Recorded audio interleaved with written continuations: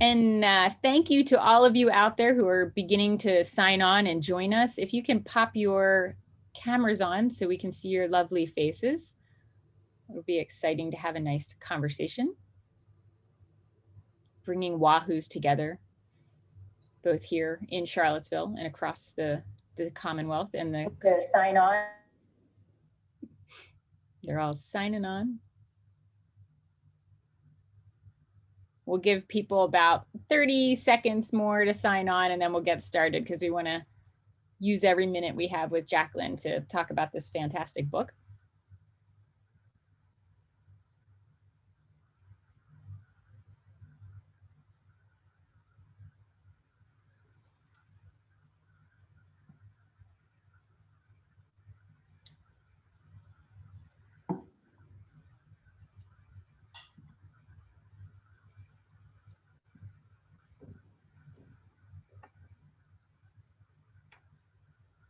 All right, thank you to everyone for joining us, joining from your dorm rooms and your apartments. We have a number of UVA students joining us, some UVA alumni over in Richmond joining us, some board members joining us, and of course we have our UVA alumni of honor, Jacqueline Novogratz, with us, and her team, Sonia, also with us, so thank you so much. I am going to get started, and we are super, super excited about today and about 2021. So we're coming off of a dark time, but 2021 actually marks the 10th anniversary of social entrepreneurship at the University of Virginia. And in addition to celebrating the thousands of students that we've taught and the hundreds of social entrepreneurs and impact investors that we've supported through our partnerships, we launched with our board the Social Innovator of the Year Award to showcase the tremendous impact of UVA alumni. There's UVA alumni who are improving the lives of millions across the world with creative business solutions, as Jacqueline has done. And so we wanted to create the annual Social Innovator of the Year Award to celebrate some of the most innovative alumni that are achieving significant social impact out there. And while the terms social entrepreneurship, social business, and impact investing are still new to some, UVA alumni have been steadfast leaders in developing innovative solutions to the world's most pressing challenges. In the past, they had to forge their own way, but now at UVA, we have an on-ramp to help students develop careers in social impact. So this year, we are so excited. It's our sincere honor to present the Social Innovator of the Year Award to Jacqueline Novogratz. Ms. Novogratz's work began in 1986 when she decided to leave her job on the for-profit Wall Street to co-found Rwanda's first microfinance organization called Duturembe. That experience led her to write the best-selling book, The Blue Sweater, which many of you have probably also read, as I have. Bridging the gap between the rich and the poor. And it led her to create Acumen. Indeed, when Acumen was founded in 2001, few had heard of the concepts of patient capital, which she coined, or impact investing. Now, 20 years later, under Jacqueline's leadership, Acumen has invested $135 million in philanthropic capital to build 136 social enterprises across Africa. In addition, as we were just talking about, they've launched a for-profit fund as well, which is now in over 150 million additional funds to invest in social enterprises across Africa, Latin America, South Asia, and the United States. These companies have leveraged an additional $746 million to bring critical services like affordable education, healthcare, access to clean water, access to energy and sanitation to more than 300 million people. In 2015, Fast Company named Acumen one of the world's top 10 most innovative nonprofits. And Jacqueline is what we call here a tri-sector leader. She has experience in the private sector, in the foundation sector, in the nonprofit sector. Prior to Acumen, she founded and directed the philanthropy workshop and the Next Generation Leadership Program at the Rockefeller Foundation. She serves on the board of the Aspen Institute and UNICEF. She's a frequent speaker at forums including TED and the Aspen Ideas Festival, where millions have engaged with her ideas. In 2017, Forbes listed Jacqueline as one of the world's 100 greatest living business minds. She holds an MBA from Stanford and a BA in economics and international relations from right here at the University of Virginia. So Jacqueline, thank you for your leadership. I wish you were here on ground so we could all stand up in unison and applaud you. But we have to celebrate you from the safety of our apartments. So let's give a round of digital applause for Miss Novogratz. We were going to see if we could actually do it so you could hear us, but this is technically complicated. So well, thank you, Christine. So exciting. And thank you to all of you. It's such a great honor, and it's so wonderful that it's here at UVA. And I'm going to just share a slide really quickly so you can see what we sent over to Jacqueline in the mail. And I just want to give you just a little bit of information about this award, which was created by a local Virginia artisan and a local certified B Corp. And it's meant to represent the power of a single drop of water, creating ripples that spread far and wide. In the words of Robert Kennedy, another UVA alumni, each time one stands up for an ideal or acts to improve the lot of others or strikes out against injustice, they send forth a tiny ripple of hope, crossing each other from a million different centers of energy and daring those ripples to build into a current which can sweep down the mightiest walls of oppression and resistance. And for all of those that have already had the opportunity to read the book, it is also reflective of a Rumi quote that Jacqueline discusses in her newest book, which we'll be discussing today, Manifesto for a Moral Revolution. The Rumi quote is, "You are not a drop in the ocean, you are the ocean in a drop," conveying the idea that to be effective change makers, we need to see ourselves in every other human being, and we need to see them in us, across faiths, across religions, across cultures, and across ethnicities. So Jacqueline, let's get down to our conversation about this awesome and inspiring book. You call the book a manifesto for a moral revolution, and you've said it's also your love letter to the next generation. We're sitting here now in a Zoom room of 66 participants with more joining in the hour. Can you tell us what is a moral revolution and why does it matter now more than ever? Sure, Christine. And again, thank you so much for that honor. And it's good to see everybody. So what a moral revolution decidedly is not is a righteous sense that I am correct as prescribed from a set of rules laid down from on high. The moral revolution recognizes that our current institutions, for the large part, have run their course, and yet we've not redefined nor reimagined with what to replace them. And so the revolution, the change that's needed isn't change from above nor below, but it has to come from inside every one of us, inside every institution. And that is a change that moves from a definition of success based on money, power, and fame to one that's based on our shared humanity and the sustainability of the earth. And while that sounds like pretty language, maybe, as we all know, the work is hard, just as it is pretty radical. And you talk about also a moral imagination. What is a moral imagination? Well, moral imagination recognizes that too often we use the lens only of our own imagination, even when we're designing solutions to peoples whose lives are completely unlike our own.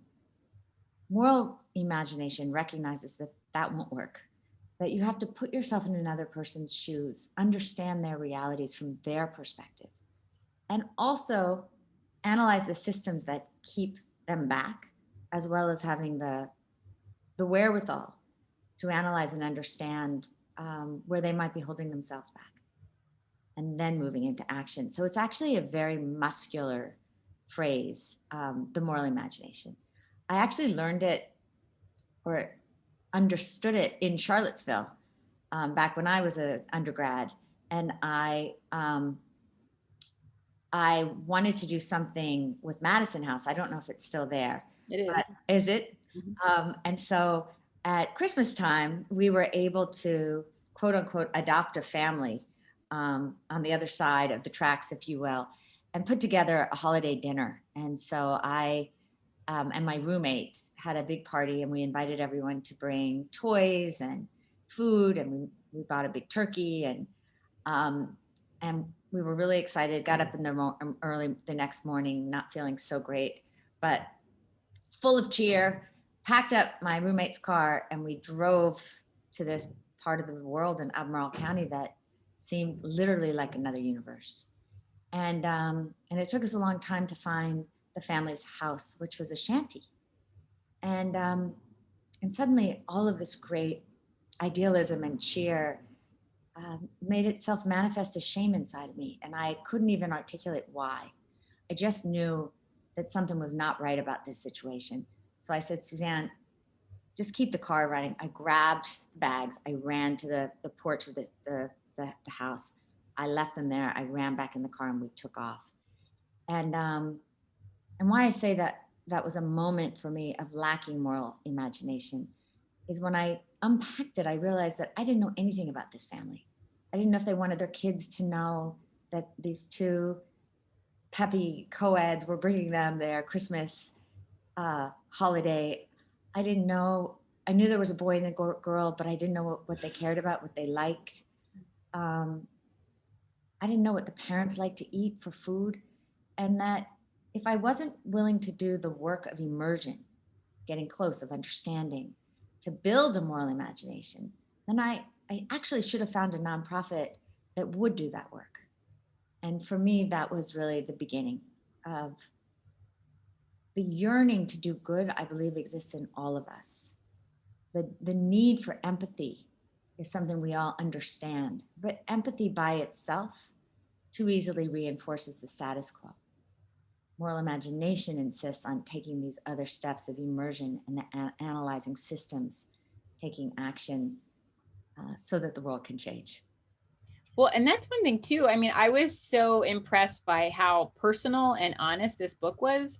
And so that was another question I had for you is how did you have the courage to discuss like your failures and what didn't work and where you learned from situations at a time when social media really encourages us to present like this perfect picture of our professional lives? I guess, Christine, that goes to the moral revolution as well, that we do present this other self to the world on social media, and yet we're at a moment of the greatest loneliness, sense of solitude, disconnection than certainly I've ever experienced in my lifetime. And it's proven scientifically right now with the highest suicide rate the United States has ever seen. And so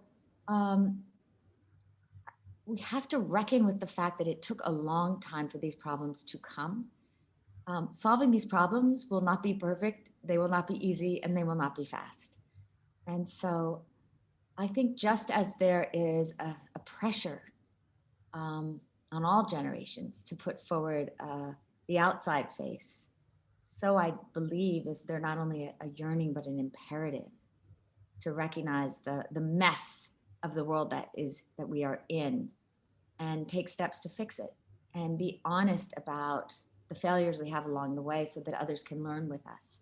And that if we're not willing to do that, we're actually betraying a commitment to solving the problems because they won't get solved if we don't fail along the way. And one of the other things you talk about that's important, I think, in this shift is this need to redefine success. So I was wondering if you could share with the audience an example of a social entrepreneur that you've worked with that kind of successfully redefined success. And do you have any advice for these young leaders as they think about redefining success for themselves? Excuse me. Sure. So our Elon Musk, in my world, is a team. Ned Tozen and Sam Goldman, and you have to remember if Elon is selling, $40, $50, $60,000 Teslas, these guys have a market of people who make $2, $3, $4 a day. People who had never seen solar lights before, D-Light, the name of their company, came along, who had no trust, very limited skills, no financing, and yet swam in a sea of corruption and bureaucracy. And so why Sam and Ned, to me, are the most successful One, they had the guts just to start when they were still graduate students with a solar light and this dream, talk about moral imagination, dream to eradicate kerosene, which is what 1.5 billion people in the world relied on for their energy and their heat source and their light source. And two, they did the work. They failed countless times along the way. But 14 years later, with the grit and the resilience, they've built a company that has brought 100 million people light and electricity, and they literally started a solar revolution. No one knows their name, except in my world where they're heroes. But if you define success based on the amount of human energy that you release in the world, the amount of beauty you create, the amount of environmental cleanness you enable, I can't think of more successful people on this planet than these two. And so what I would say to someone starting out is the world has 1,000 ways to take away your courage to go after a North Star and a definition of success that is your success. The path of purpose, if you will, isn't an easy one, but it is the most meaningful path that you can take. But the key is to start along it. Take a step, fall down, take another step, and build the stuff inside of you that nobody can take away from you. Because at the end of the day, I do believe that becomes the measure of a human being. What we stand for, who we love, the relationships we cultivate, the change that we make, the beauty we enable. That's the composition of a true life of success. But somehow our families, our institutions fail to teach us that. And I think it's interesting because one of the things I too wanted to ask you about is this experience you had where you're seeing beautiful beauty and then you're also seeing incredible pain. So you tell this really moving story that really put tears in my eyes about being in Kenya during the post-election violence and being in Kibera, one of the largest markets that was destroyed, and just incredible human destruction and harm. And that was kind of juxtapositioned against a trip then you take to Europe and you're meeting with donors and seeing beautiful children in really safe environments. And just the contradiction there and the juxtaposition of those two kind of extreme events really unleashed this series of memories for you of violence that you yourself have experienced. And so first, I'm so sorry that you've experienced these sorts of events.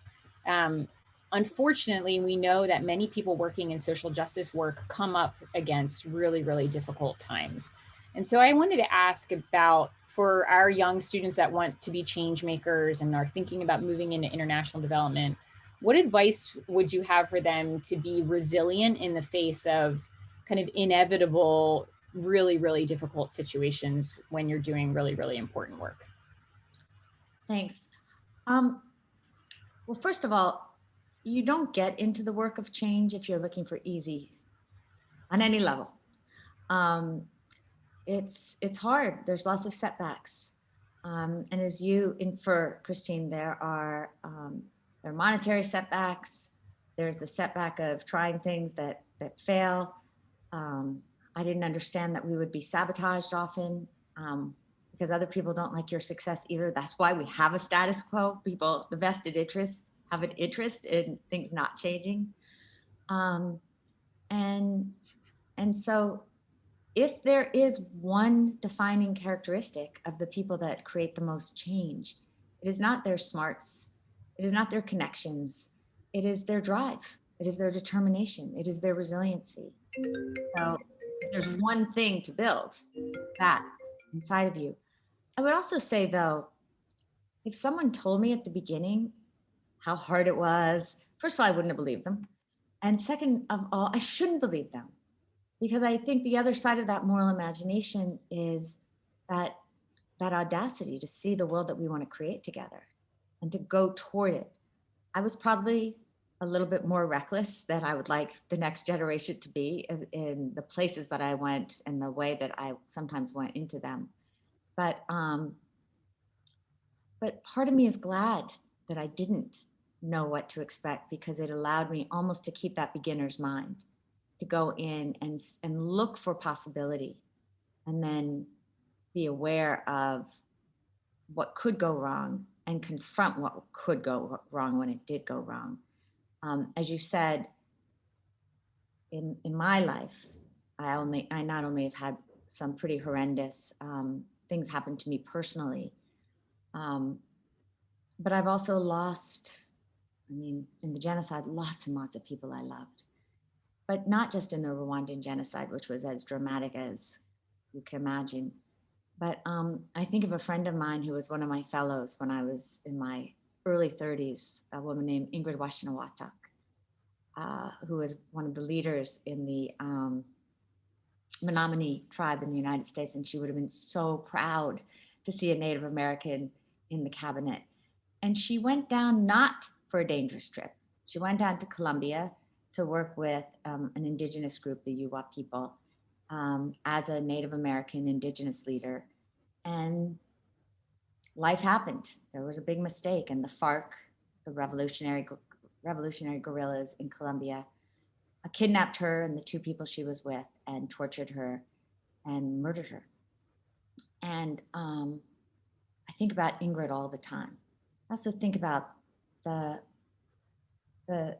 courage that she had, and that her life and her spirit are so present. And in fact, it's super emotional to me that my organization, Acumen, now works right in the area where Ingrid went.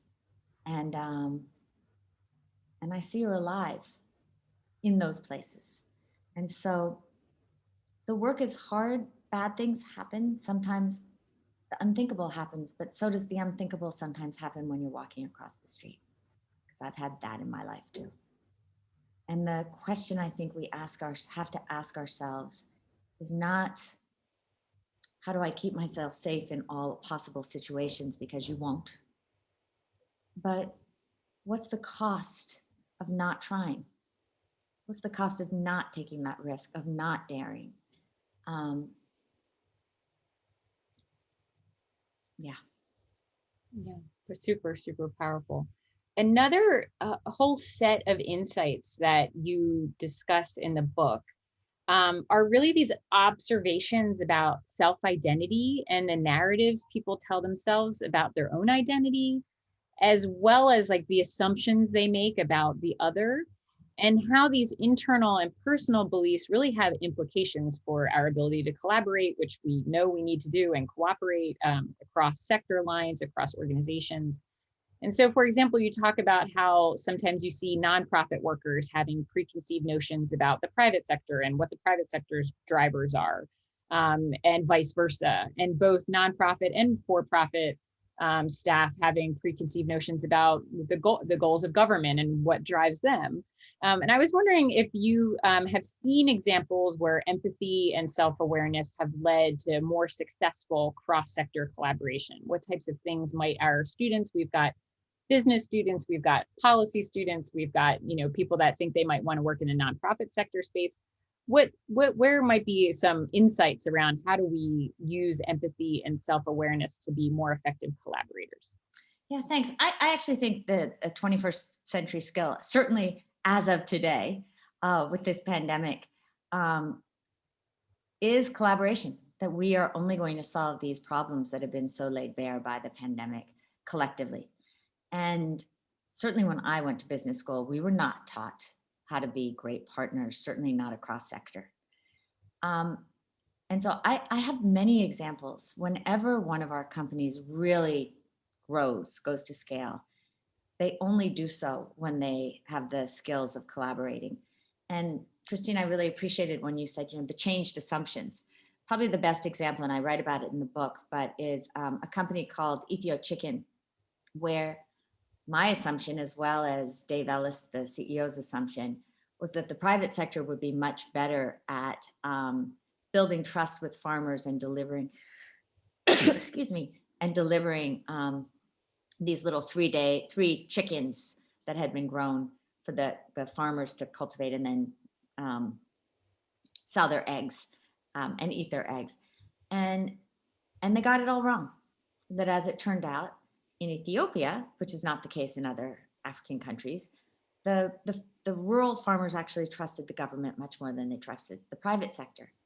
And so they almost had to do a restart where they went to the table with where you should start at the table, which is acknowledging your own vulnerabilities as well as your strengths, and importantly, saying out loud what you are trying to solve together.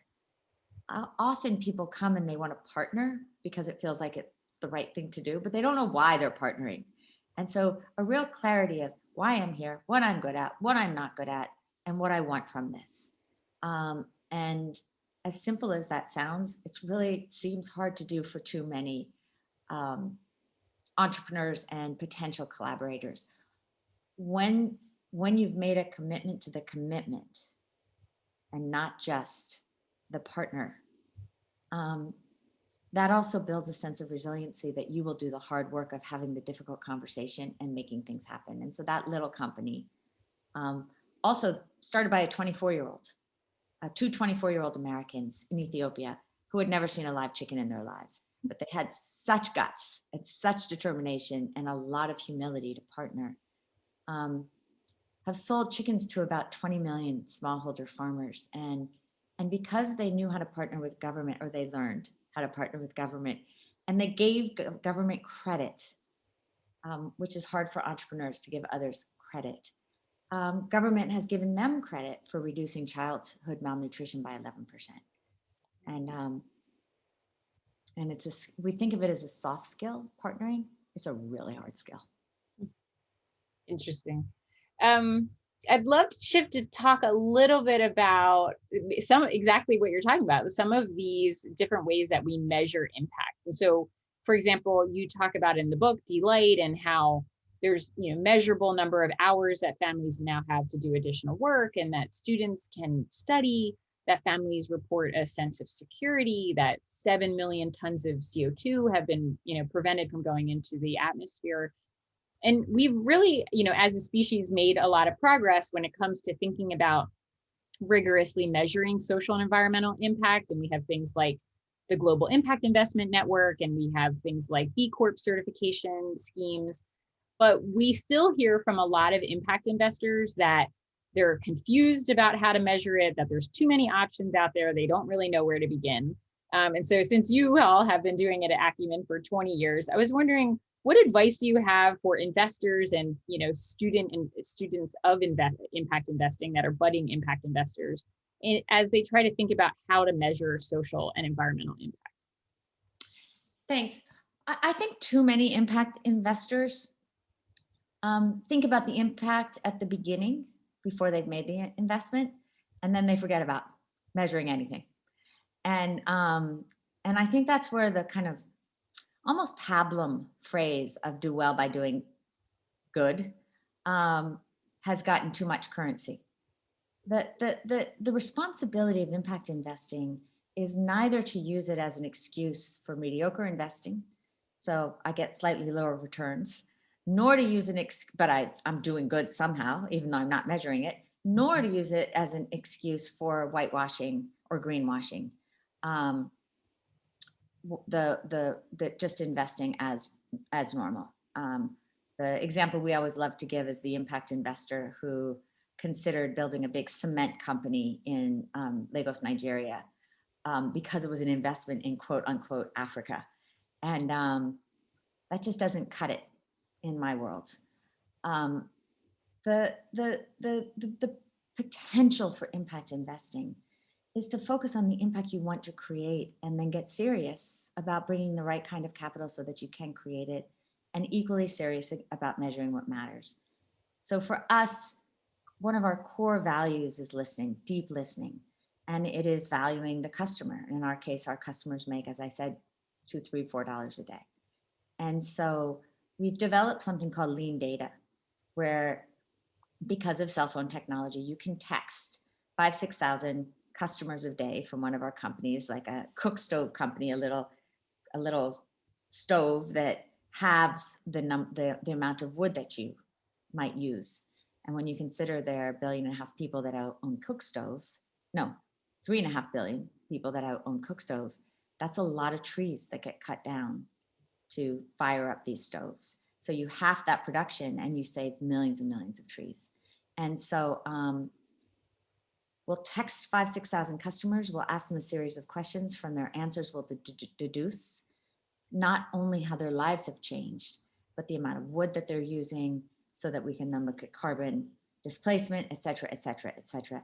And it has revolutionized the way we think about how we allocate our investment dollars, because we can think not only in terms of, are you reaching poor people? Is it more or less profitable? Is there carbon displacement? Which one does all of them the best? And can start benchmarking across a sector. It's not the only answer, but it's the way of thinking that also infuses that moral imagination and holds you accountable to the problem that you want to solve and the people that you want to serve. And I think that that's got to be part of the future. That'll be a great segue, because we're doing some more deep impact investing measurement later today with a subset of our students. So that's check out. We have a lean data course on Acumen Academy online, and amazing. It's one of our most popular courses to really look at how you do lean data. Perfect. I'm going to ask one more question, and then I'm going to start asking students from the fields. We've got about 30 questions from the students that they've sent in. So I will finish with a question that around this kind of idea. And you talk in the book about a number of these conversations you have with more traditional type VC investors, and this idea of this debate between capitalism versus philanthropy.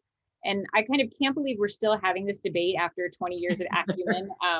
But just as, it seems like you've been frustrated having this conversation, I too. I mean, I've been surprised we've had so many change makers from UVA, and yet there's still, I regularly, probably weekly or monthly at least, interact with somebody that thinks social entrepreneurship is charity. And so I was wondering if we kind of think forward, right? In the next 10 years, we've seen such tremendous traction on the ideas of social enterprise and impact investing, such tremendous growth. The estimates are in the $500 billion now in impact investing, and tens of trillions in ESG investing. Do you think we're moving toward a paradigm shift? Will we 10 years from now no longer have to explain what social entrepreneurship is, or where do you think we're going in the next 10 years? Will all businesses be purpose driven, or is it going to take longer to get there? I'm of two minds, Christine. I mean, it depends on us, right? That I do think that we're both. You said it at the very beginning. Will we go back to the Roaring '20s, or will we see a fundamental shift? I am decidedly, obviously, an optimist. I've also seen that sometimes it takes longer than you think it will for these major shifts to happen. On the other hand, as I saw with an experience with D-Light, the solar light company, if you told me it was going to take us 14 years to get to 100 million people, I would have thought, 14 years? Are we really going to stay that focused for that long? But when you look back, it goes really fast. I think that there is a new and thrilling conversation that I have not seen in the 20 years I've run Acumen. And remember, I did this work for 15 years before I started Acumen. So let me put it in the 35 years since I started this work. There is a new conversation that is squarely looking at business and its purpose, not simply to make a few shareholders wealthy, but to serve society. And I do think that's real, and I do think it's going to be a fundamental shift. And it's you that is going to help push that shift to happen, or as my mentor used to say, push the inevitable. Because when I talk to the CEOs of Fortune 100 companies, the smart ones recognize they either change their business and serve their customers, their employees, society, the environment, as well as their shareholders, or they lose their customers, they lose their employees. They get shamed for destroying the environment, and they lose their profitable margins anyway, because it costs so much money to to grow the grains that they need. The average farmer is 58 years old. If we do not start treating our coffee farmers, our chocolate farmers, our grain farmers with more humanity, more dignity, and more money, we will lose them all. And so I think that there's with greater transparency and stronger consumers and more aware suppliers and certainly employees who do not want to work at a company that just plays lip service to purpose, there's another revolution that will demand a different kind of business. Wonderful. All right, I'm going to start opening it up to questions out there from the field. Any hands up? Brave students? You can do a digital hand or an actual hand. Oh, okay, there we go. All right, let's go. We'll do Macy, Brandon first, and then we'll do Peyton and then Grace. Hi, thank you. Thank you for speaking with us. It's been great to hear about your book and everything after reading it. It's wonderful. But I was just wondering if like when dealing with subjugated voices in communities, how do you prevent that like idea of moral imagination from privileging the already dominant voices even more? That kind of stemmed from like the powerful confrontation that you had with privilege in chapter 5 at the Next Generation Leaders program. So just like for those who have not had that confrontation, how do you promote moral imagination in a way that positions the subjugated to be listened to rather than spoken for? It's such a great question. And in Macy's example, I was the powerful voice that wasn't paying attention. And so I got a good comeuppance in terms of recognizing a privilege that I hadn't even understood I had. I think it's both a cultural ethos that at Acumen we value, we practice, we ensure that our entrepreneurs practice. And second of all, frankly, it's super strategic. And our successful companies that are going in to work with low-income people have to listen to them as customers or they will fail. And it's actually where I sometimes find myself at a loss in the conversation around capitalism versus socialism.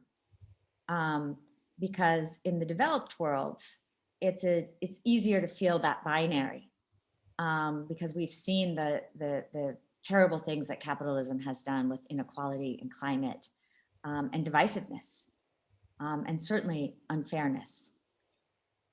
In truly marginal communities, and I include the United States here, when you talk to low-income people, no one wants to call themselves poor. And people want the chance to participate just like anybody else can participate. And socialism in its purest form means that government decides for you what you wear, what you grow, how you grow. And capitalism in its purest form excludes you. And so the way we get to our solutions is to use the best of the marketplace. And by that, I mean as a listening device. Asking people, do you want to buy this? If you do, at what price? What do you value about it? And if you do that, you can end up building solutions that serve. And if you don't, the customers will walk. And so it's why I have an ambivalent relationship with the marketplace, but I see that power in giving voice. And then Macy, the second thing we've done is build Acumen Academy as the World School for Social Change to try to recognize that these skills used to be seen as soft skills, understanding self and identity and listening and partnering. And what I have learned, that the difference between people who can create a good company and those people who can change a system and support a nation is this character building and this set of skills, which I decidedly believe are hard skills. So thank you for that question. All right, Peyton and then Grace, and then I'll call on some more. Hello. First off, I'd like to say thank you for coming today. It's truly an honor to be speaking with you directly. So I apologize in advance. My question's kind of long, but so my question is, right now we are living through a very isolating time. Because of the pandemic, all of us are traveling less, meeting fewer people, and in a way limiting our perspectives. One fear that I have had is that isolation will make it harder to empathize with each other, which will decrease mutual understanding on a large scale. As you say in chapter 8, distance easily dulls our immoral imagination. How can we continue to be empathetic, moralistic individuals when we are so isolated from each other and from humanity as a whole? It's such a great question. I was really worried because that was going to happen to Acumen and to me personally during the pandemic, because my superpower is that I can connect with human beings. I sit on floors and I listen. And if you take that away, I had the same question. What's been amazing to me is that because of the pandemic, we had to shift our whole leadership program online. Now, our leadership program for Acumen Academy deliberately identifies 20 fellows in each country, and we're in like 11 different regions right now, decidedly across race, class, ethnicity, religion, tribe, and nation. And I thought, are we really going to be able to have super difficult conversations? And this is connected to Macy's question too. In an online capacity, these young people have never met each other. In Bangladesh, we have a blind fellow. Some of our fellows have a real difficulty with English. They've never met me. I am at least one generation older than them. As a white, very privileged American, is this going to work? And what I found that is in some ways it actually worked better. But the reason I think it worked better was the deliberate creation of spaces that were, I wouldn't call them safe space. They were sanctuaries in that we were going to hold you and we were going to make you mightily uncomfortable. And so, again, I think we've got to do a better job at developing our own moral imagination and finding ways to have those conversations across lines of difference, even if that just means within a classroom or for us with our customers, with our entrepreneurs, with our fellows, to enable us to listen to these real stories. And in this world of social media, what makes me worried is that takes time. We did this literally. Sonia, my teammate, will laugh with me, but I did it 6 days a week from 6 in the morning till 10 in the morning, because people are in Pakistan or Bangladesh or Malaysia. And for the first 3 days, it was okay. But by day 4, it was sacred space. And some of the best moments of this really hard year were at 6 o'clock on the winter morning, talking to these young people from Bangladesh with terrible technology, and feeling that I could never understand their lives fully, but be immersed in them. And so I think we have to use this moment to build new superpowers, because I think that this is going to be a part of our future. Next up, I think we've got Grace and then Jake and Ed. Yes. Hi, Jacqueline. Thank you again. Just echoing everyone else for being here. We really appreciate your lecture, and reading your book was amazing. So my apologies for having my camera off. My wife. Thank you, Grace. I was like, where is she? Sorry about that. I had a question that was more specifically framed around kind of the education space. And I've been seeing personally, but I think all of us have been seeing a lot more higher education programs with curriculum concentrations that are emphasizing leadership and ethical practice and moral thought and a lot of different spaces. And I was kind of wondering, from your perspective, do you think degrees specifically focused in these spaces are worth pursuing independently, or do you believe it's something that should be practiced and kind of learned in a more real world setting? That is such a great question. Thank you for asking it. I think I started with this idea, and probably because we were pioneering and we were living with too much scarcity mentality, that I thought of it as a vertical. And in fact, there is a master course for my book that's 11 weeks long. And if anybody wants to, since you're alums, I'm going to get killed by my team for that, but you just let us know and we'll get you free passes to it. And it's, excuse me, called The Path of Moral Leadership. And in that way, Grace, there are those opportunities allow a deep dive with people from around the world to go into it. But if I were designing curricula for students over the course of a year or two, I've come to the place where I would insist on integrating the elements of a new morality that is not that righteousness, but is grounded in that moral leadership idea into everything, into accounting. These are all systems that we made.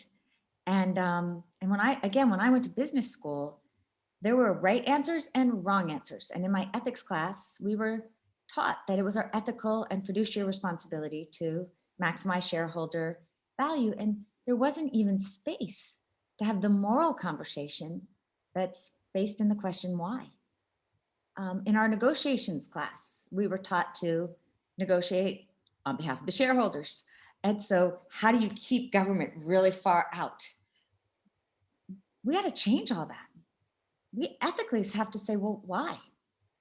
And so I can't think of a single course, medicine, neurology, that doesn't have a moral ethical component.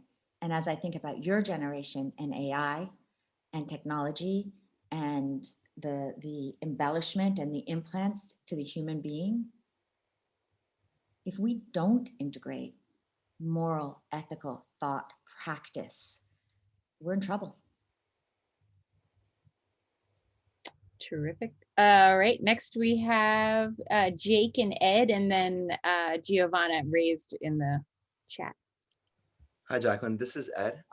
I had a follow-up question on your chapter of embracing the beautiful struggle, and particularly, I was just very impressed on the resiliency of all the things that you've been through, and still able to kind of smile at the end of the day. And so, as college students, I think we've all struggled at some point with detaching work from life and kind of letting that kind of take over. And we don't have nowhere near the responsibilities that someone in your position does, where there are real lives, real outcomes associated with your work. So I'd love to hear any, mental models or habits or thoughts that you formed over the years that have allowed you to kind of separate, the work that you're doing with yourself as a person. And how do we embrace the beautiful struggle?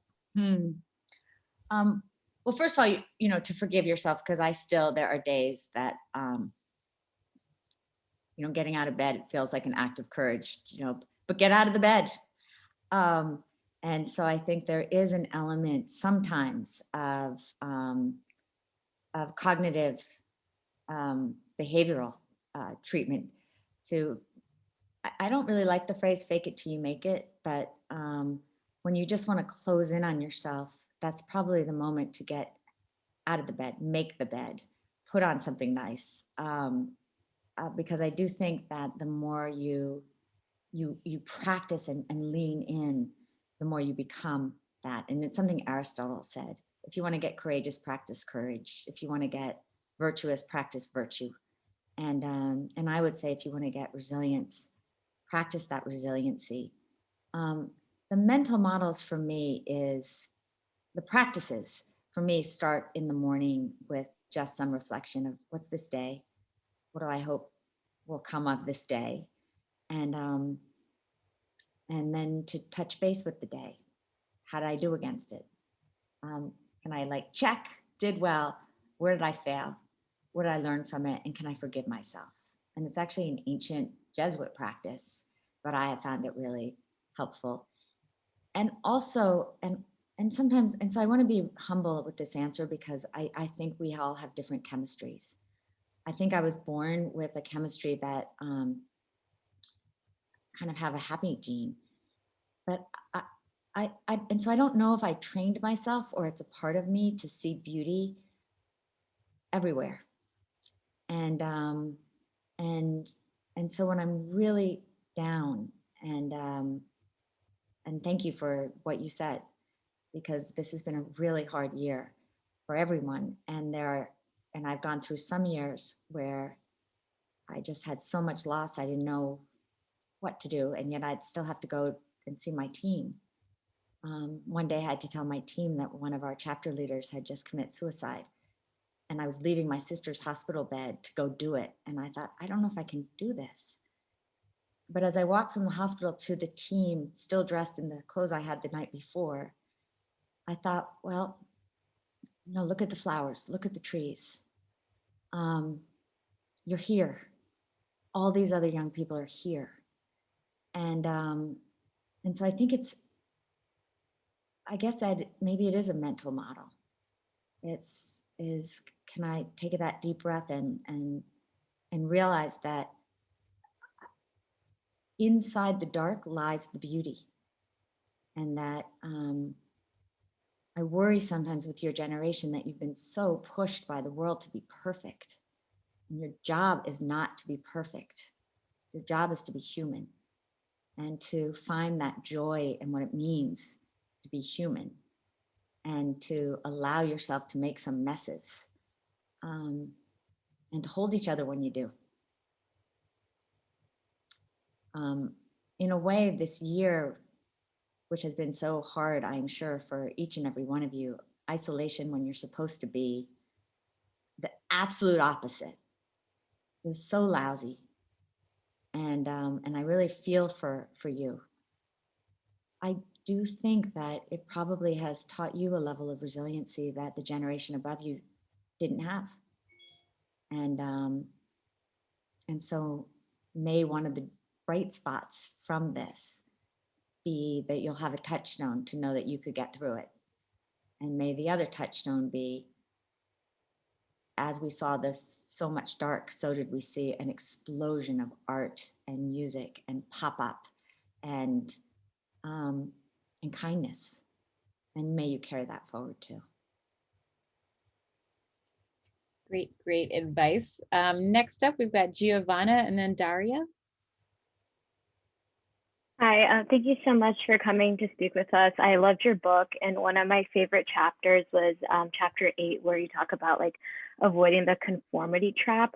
And that kind of inspired this question. So throughout like the past few years, I've heard more and more like traditional investment funds become interested in impact investing in disadvantaged communities.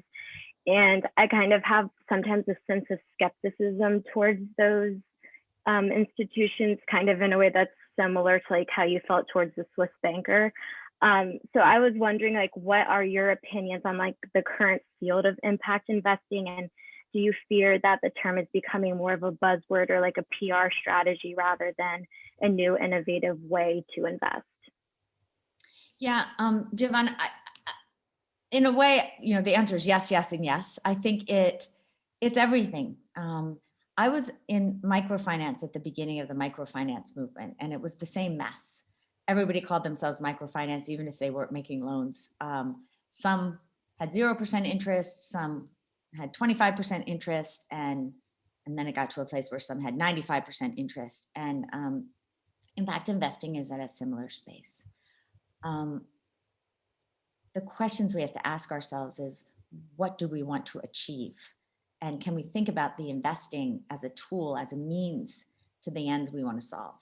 And so there is a space for a no trade-off model where I can make a lot of money and do really good for the world. Tesla is a great example that I gave before. On the other side, where Acumen America, for instance, works, where 60% of our entrepreneurs are BIPOC, where we work in communities that have very limited income and a lot of broken systems around them. Not only do we have to have long-term patient investments, but we really have to accompany our entrepreneurs. And what's exciting to me about this moment is that it's really the first time that new kinds of capital structures are coming together more with foundations than with financial institutions, but where they're willing to make long-term loans to enable low-income people of color in South LA, for instance, to get a franchise, to get the training that they need so that they can make the franchise work. And so you're building capability and you are making investments. So that's what gives me real hope. And the key for all of you that are looking at it is to stay focused on the fundamentals of the values and go find a place that reflects what you want to contribute and where you want to be. And it may be at the make a lot of money and do some good for the world, or it may be solve fundamental problems of the environment or poverty. And the key is making that match. And it may be both at different times in your life, but be clear about what you're going after. All right. And I think our last question is from Neha. Hi there. Thank you. Echoing what everyone said for coming. We really appreciate your lecture and reading your book. And my question, so it's a bit two-part. Sorry, I'm pulling it up right now. So in chapter 4, you discuss the importance of shared humanity and listening effectively in the sense that, you're listening beyond just the idea of need, but listening for feeling. And you also reference some stories where the anticipated need was a lot different than what the actual need was. I specifically remember the story in Pakistan with the fans, where I think the anticipated need was the lights. Turns out it was actually the fans. So again, it's a bit two-part here, but I guess my first question being, how do you immerse yourself in these places and these cultures? And I guess truly understand that listening for feeling aspect of it. And then to follow up with that, how do you kind of deal with that cultural resistance when you're sort of entering with a different perspective and as a bit of an outsider to sometimes more closed off communities? Great. All of you guys have such great questions. I do think learning how to listen with your whole body, not just with your ears. And that is also practice. But starting by learning how to ask questions. A very simple would be when you talk to people who've had very few people ask them questions, and where many of them feel that those people that have asked them questions really didn't care what their answers were. It's really hard to get to truth. And so, one, avoid yes or no questions. Ask open-ended questions and give people the chance to answer them. And if you don't feel that they're telling the truth, and it is a feeling, it's an intuition, ask again, ask in a different way. And I think it's like any good relationship building. Go in as a guest and don't feel like you are smarter than anybody else, that you are there to learn from them. Go in respectfully. I've never understood people that feel that when they go into a slum, they should look like they live in the slum, because the people who live in the slum get all dressed up to greet you. And so dress appropriately. And if the women are all sitting on the floor, sit on the floor. Let them speak first. And so I think it's really just good manners. And learn to laugh. And when people feel that in you, they feel a sense of knowing you somehow and telling you the truth. One of the funniest moments that some of the young women on my team made me, younger women, I only say that because it was felt so generational, they made me take it out of the book, but I was in Pakistan in a slum, and we had a company where water got delivered to the household, which really worked for women in Purda, where they wouldn't leave their houses. And so in this particular house, the men on my team obviously couldn't go inside the house. So I went inside the house with a woman from the company who didn't know me very well, who was translating. And there was a woman and her very sick child. And we were talking, and I was listening to her story, and I was so excited by her story. And suddenly I could see that she was just looking at me like, and really looking at my mouth. And I said, is something the matter? And she said, well, been thinking that after a certain age, especially if you have light eyes, your face would be so much brighter if you wore a little lipstick. And I was like, excuse me. And she's like, and don't worry, I have it for you. So she ran to the corner and she got out some, like the brightest pink lipstick you've ever seen in your life. And she put it on me. And suddenly we were not investor come to learn about the customer. We were two giggling women. And I never really wore lipstick, but giggling about things that had nothing to do and everything to do with her life, what she cared about, the fact that this clean water kept her children from having diarrhea. I got more information that was real information by not going directly into, my checklist, but rather having the human experience. And so in a way, it answers your second question, and it doesn't mean you don't make mistakes. On that same trip, I was up in the northern part of Pakistan in a seriously conservative area where people were nervous because I can be so free that I would allow, like, my sweater, it was freezing cold, my sweater to show a little bit of skin. And they were like, people get shot for that. Like, be serious, take this so seriously. And I sat with a group of women, and I was trying to speak very deliberately because everything was going through a translator, and the idea of interest is considered haram or forbidden. But a lot of the Sharia commercial contracts are based on a fee system, which is more allowed. And at one point I said, well, the fees are this, but it compares to the interest. And before I even finished my sentence, the women, as it was being translated, the women got so upset. And I apologized profusely. And it was clear that by the time we'd gotten to that mess that I made, there was again laughter, there was understanding. And so I think it goes almost back to Christine's, one of her early questions about what's the self that you show? And if you don't worry about the self that you're supposed to show, and you really let your true self shine through, people feel it. And that transcends every culture.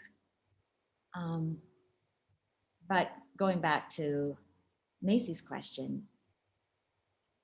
it means you have to really start from a place of humility, curiosity, knowing that we don't have all the answers, even if we may have more knowledge than the people who are there. It's a specific kind of knowledge. It's not the only kind of knowledge. And I think that may be one of the most important practices that we can have, which unfortunately or wonderfully has to be accompanied by, you got to be smarter, tougher, more resilient, and more strategic. You just don't have to lead with that. Jacqueline, if you have time for one last question, we had somebody that was in the list and lost her digital hand from a technical glitch. I have time for one more question. I feel badly for you guys because you may not. All right, one last question from Daria. Hi, thank you so much for taking the time to talk to us. And your books and stories were amazing. And then I found them extremely inspiring. So my question was, a specific chapter that stood out to me was chapter 12, when you mentioned a story about a woman whose name is Teresa, who was wrongfully convicted and incarcerated. And you mentioned that she was one of the many women and men who were wrongfully convicted for a crime they didn't commit due to high corruption rates. So how does acumen work around corruption, poor legal practices, and standards in such an emerging market and countries? And has that been a hurdle in a lot of the startups and enterprises that you work with? Daria, I wish I could say we worked around it. Unfortunately, we have to work through it. Yes, and yes. As I said at the beginning, if you had told me that working in water, healthcare, education, energy, agriculture meant working in some of the ugliest, most corrupt sectors, I wouldn't have understood it. But when you think about markets for the poor are more political markets than they are economic markets. When it comes to those places where low-income people live, and I would include in the United States, Think about all the forces who have to benefit from that situation. And it's not just corrupt government officials, nor political officials who want to keep the status quo. It's in places like Kenya. It's court systems, it's police systems, because they get paid so little money that the only way that they can pretty much survive is through bribes. It goes even deeper. In traditional communities in India and Pakistan, it's religious leaders. It's the mothers-in-laws who don't want their daughters to have lives that are different than their lives. And so you're fighting all of these different forces simultaneously. The kind of corruption you're talking about is more associated with the government, but it takes two to tango, and it's often the private sector. And why I include the mothers-in-laws, et cetera, is that sometimes the hardest forces that goes to the conformity trap that you have to fight are parents, where honor is more valued than honesty. That, you know, this is the way business is done, deal with it. And just don't shame the family by failing. And so there's a lot of pressure on entrepreneurs to pay the bribe or the speed money. There's often times when there's extortion where you're successful and the world sees you're successful. And then either a tax collector shows up or more nefarious characters show up. And so it's not like this big anonymous corruption monster. It's all these little ways that corruption can and does kind of knock on the door of social entrepreneurs in the communities in which we operate, especially in the developing world.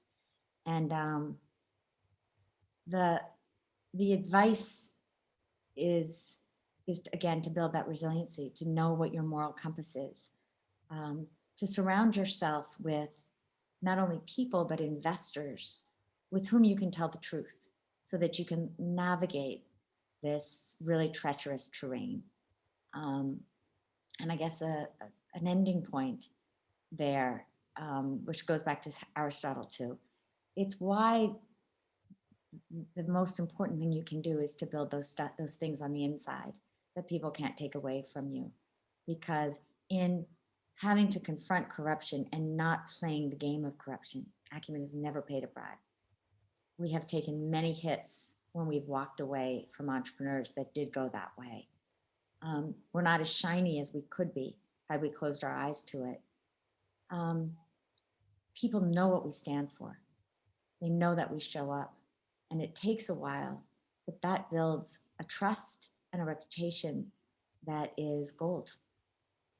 And so that's how we deal with it. My grandmother used to say, tell me who you walk with and I'll tell you who you are. And so part of our dream and our strategy is to build a community of investors and entrepreneurs and fellows who are proud to walk with each other and help each other get through these treacherous waters on behalf of human dignity. Thank you so much, Jacqueline. Let's give Jacqueline another digital round of applause. Thank you so much. Thank you for your incredible leadership and your incredible work. I know we have many inspired young social entrepreneurs that I hope will follow in your footsteps.